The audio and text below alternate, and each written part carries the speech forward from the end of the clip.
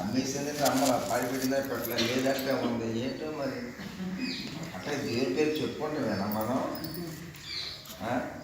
దేవుని పేరు చెప్పుకోవడమేనా? నేను పోయినవాడు నేను నాలుగుగా అంతకుముందు విజయవాడ సంఘంలో ఒక ఇండి ప్లేట్ పట్టుకొచ్చిన అయ్యా మీకే తెచ్చానయ్యా సొంత పెట్టారు.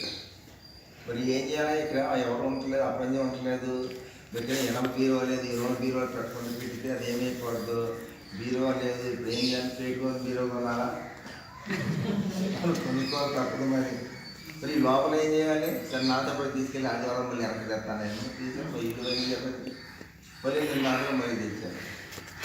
కానీ కొనడం వేరు, వాడుకోవడం వేరు. కొనేది వాడుకోవడం వేరు, కొన్ని దాచుకుంటాను. దాపుడు చీరలాగా దాపుడుగా దాచుకుంటారు. విశ్వాస జీవితాన్ని దాచుకునేది కాదు, వాడుకునేది. చెప్పండి, విశ్వాస జీవితము దాచుకోవడానికి కాదు, వాడుకోవడం.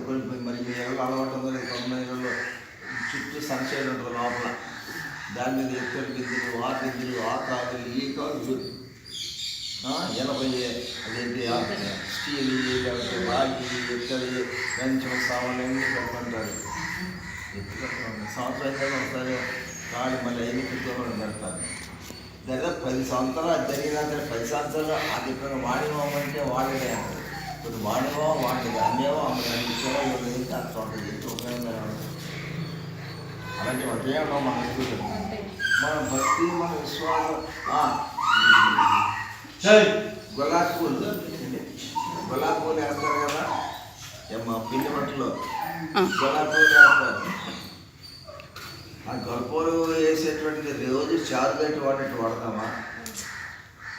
కాఫీ వడగట్టేది వాడినట్టు వాడతామా?